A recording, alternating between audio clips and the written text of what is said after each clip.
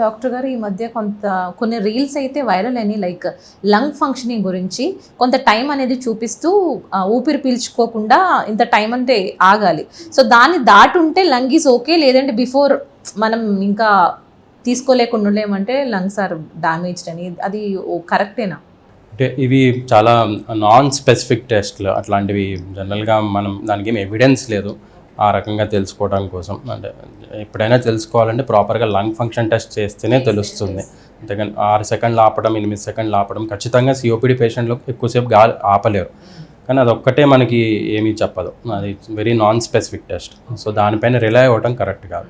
ప్రాపర్గా డాక్టర్ని అప్రోచ్ టెస్ట్లు చేయించుకుంటేనే తెలుస్తుంది. రైట్ డాక్టర్ గారు. సో ఒక అపోహ అంతే చాలా మందికి, ఓకే ఇది మనం ఉన్నాం కదా హ్యాపీ, మన లంగ్స్ హెల్దీగా ఉన్నాయి అని అనుకుంటూ ఉంటారు. సో వన్ మోర్ థింగ్, ఇది దీర్ఘకాలిక వ్యాధి అని అన్నారు, సో దీనికి ఒక స్పెసిఫిక్ టైం అనేది లేదు డాక్టర్, ఇంతలో మనం క్యూర్ చేసుకోవచ్చు, సో ఇన్ని మంత్స్ పడుతుంది, ఇన్ని సంవత్సరాలు పడుతుంది అని ఉండదా డాక్టర్ గారు?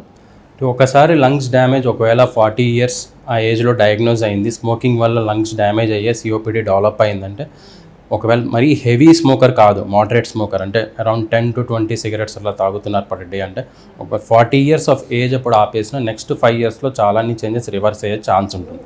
సో స్మోకింగ్ ఆపేసుకోవడం అది దేనికైతే ఎక్స్పోజర్ ఉంటుందో అది ఆపేస్తే అట్లీస్ట్ ఆ స్టేజ్లో ఆగిపోతుంది, ఆర్ కొంచెం రివర్స్ అయ్యే ఛాన్స్ కూడా ఉంటుంది. కానీ ఒకవేళ 50-60 yearsకి ఇది బయటపడింది, అప్పుడు స్మోక్ చేస్తూనే ఉన్నారంటే మళ్ళీ రివర్స్ అయ్యే ఛాన్సెస్ కొంచెం తక్కువ ఉంటాయి. మెయిన్గా అయితే అందుకే స్మోకింగ్ ముందర నుంచి చేసుకోకుండా ఉండడం ఇంపార్టెంట్. ఒకవేళ ఉన్న రివర్స్ అవ్వటం అనేది కొంతమందిలో పాసిబుల్, చాలామందిలో కొంచెం ఇది లాంగ్ టర్మ్ ప్రాసెసే కాబట్టి రెగ్యులర్గా మెడిసిన్స్ వాడుకోవడం అనేది అవసరం ఉంటుంది.